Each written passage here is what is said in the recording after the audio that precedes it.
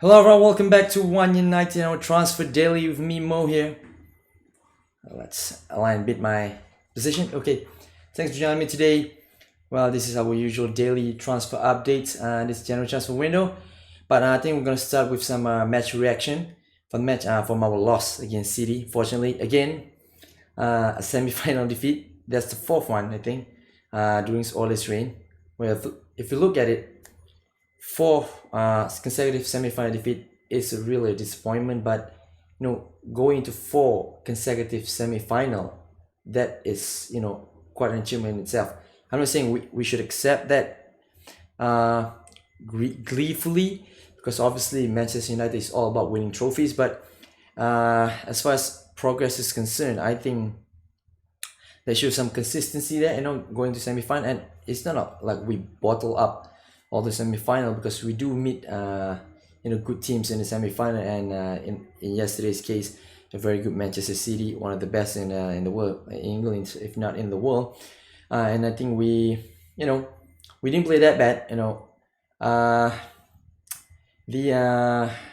think the issue is our creative player, mainly Fernandes and Pogba has been have an off day, because especially in the second half we pinned down City for large part of the periods in second half, but when Pogba and Fernandes, Rashford, Martial, they all were in a good position for large part of the period in the second half, but the final ball, the decision making was not quite there.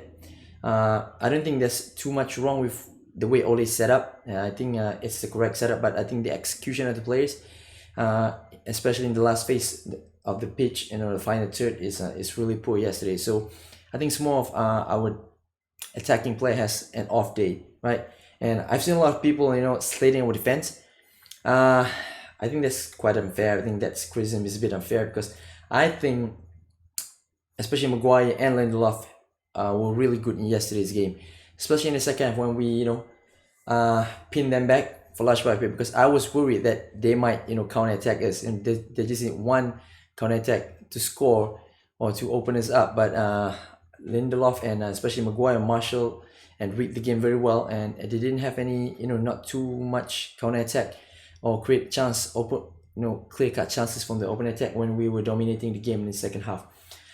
Yes, the first goal was a disappointment. It's miscommunication. I think we could have done better than that in the first goal, so that was quite a mistake. But I think that's the only mistake that they did, the defense.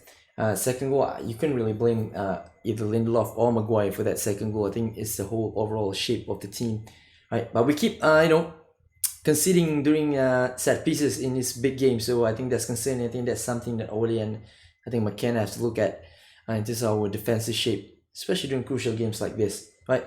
But one of the positive thing that I think I saw earlier in this game is that we can now at the moment in the team has progresses from just playing counter-attacking football, but can also play control possession football and dominate teams, and they can do that. And now they can flick a switch. We start with obviously counter-attacking mode.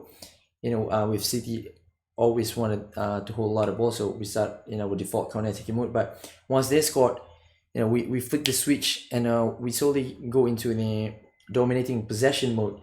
I don't think we can do that last year, just flick a switch easily. We can do that, change our style of play. But evident from this game, seems that we can do that. Just that, like I said, the final ball, our final decision making in the final third is really poor. So yes, it's a disappointment. But if you look at in isolation, I don't think we did too bad in this game. With that, just that we conceded two really, really bad goals.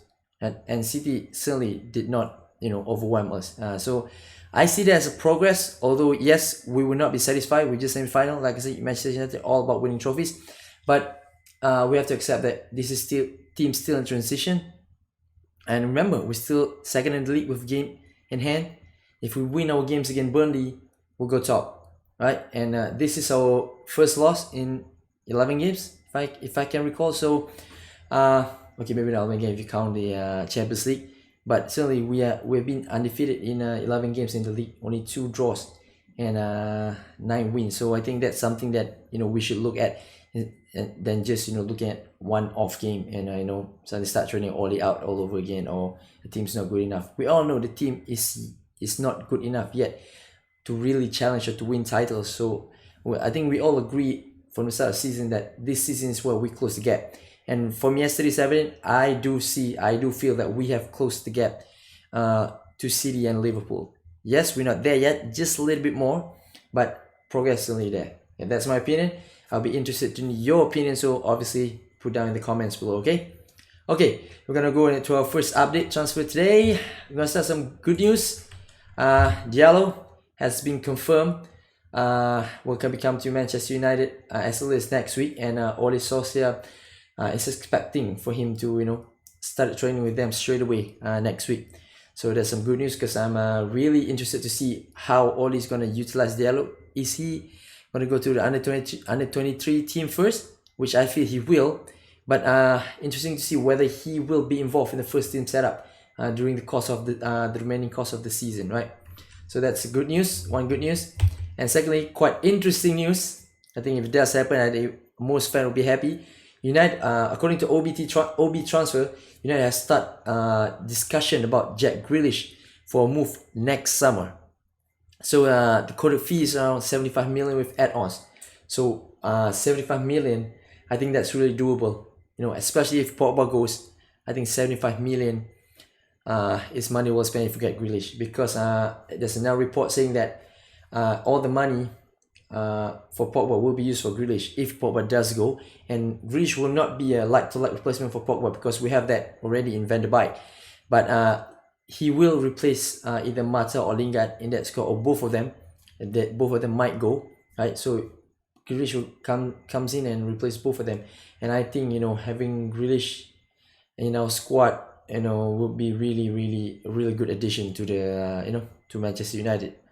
So I'm excited to see if this does go through. I know most fans are excited about Grealish as well, but still a long way to go. We have just to wait until summer. Alright, okay, next story.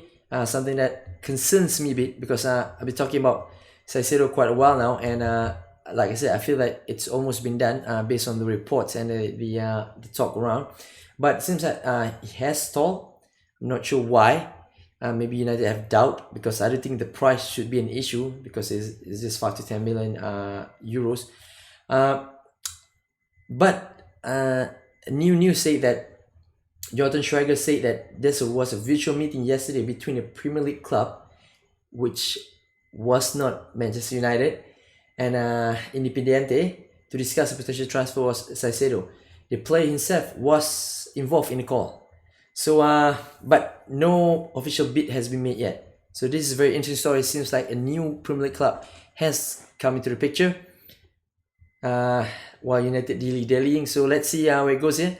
I will be a bit disappointed if United do miss on his play. It looks like a real play with a real potential, a lot of potential, and United looks really close to get him. Quite a few multiple outlets and personnel saying that it's almost a done deal, but seems like it's stalled. So let's see what's gonna happen from here on, because the last time I checked and I update you guys is that most of the holdout is because of the working permit. So it doesn't make sense if United didn't seal the deal with the club, or have at least an unofficial agreement with Caicedo and Independiente themselves. Alright, so let's see what happens the next few days or few weeks, whether we can get this player or not. But I'm not putting hope anymore, because this deal has become quite strange. Seems like we're close and suddenly it's stalled, and now a new club has joined the race. So I'm just gonna observe and see what happens there, right? So another player that we are interested but suddenly has doubt is Diallo Upamecano, apparently, because from a scouting report that United received, they are not been fully convinced that Upamecano might be the defender, or the type of player that they wanted, the type of profile they wanted. Movement against speed coming him, and his mobility has become concern from the United coaching staff. And Laurie Whitwell said that you might not see this player becoming a United player soon, right? So Uh yes, I think I do agree. Looking at the way Upamecano plays, he might have some problem dealing with pace, not like Bailly. Uh, not like someone like Bailly. So I think we have that player in Bailly, just that he could not stay fit. And Maguire and Lindelof are really similar in the sense that they're really good on the ball, they're really strong in the air, they're good tactically, and very good in reading the game. But we need someone with that bit raw and pacey to complement them, which is Bailly is that player right now. And Upamecano is kind of like a bit similar to Lindelof and Maguire. So I think maybe there's a justification for United coaching staff to be to have doubts on Upamecano. Not that because he's not a good player, but because whether he fits the profile of defender that we need. Because like I said, we already have that in Maguire and Lindelof, so we need a different type of profile like Bailly, right? So I don't think we're gonna hear about Upamecano for quite some time now. If anything, it might surface back in the summer, but certainly this January transfer window, I don't see anything happening for Upamecano. Okay, now some outgoings. Apparently Sergio Romero has said goodbye to his teammate, and he has been training since the start of the year. So seems like he will be leaving, but yet to know where he will be leaving. No news as of today. Just that this news that he already said goodbye to his teammates. So I think like I always said, I think a few times I already said that if he does go, this is a win-win situation for everyone. Because he's been a great servant for the club. I think he deserves to play regular football, and I wish him all the best if he does leave, which seems really likely right now. Okay, and lastly on transfer update, United would likely to sign a more established and more experienced right back to challenge Wan-Bissaka, and that transfer could happen this month, according to Rory Whitwell. I think this is we've been linked to Max Aaron last 2 or 3 days, but Max Aaron's is not the profile of older and more established right back, so might be someone else now. I think makes sense because Wan-Bissaka is very young, very raw, and right now he didn't have anyone as his backup. All his backup that has played in the right back this season is not natural right back, so it makes sense to get a more experienced or more ready-made right back to challenge him and to cover him. I think it'd be good if you get someone from the Premier League itself, because now that will be that doesn't need any bedding in period, familiarization period for the Premier League.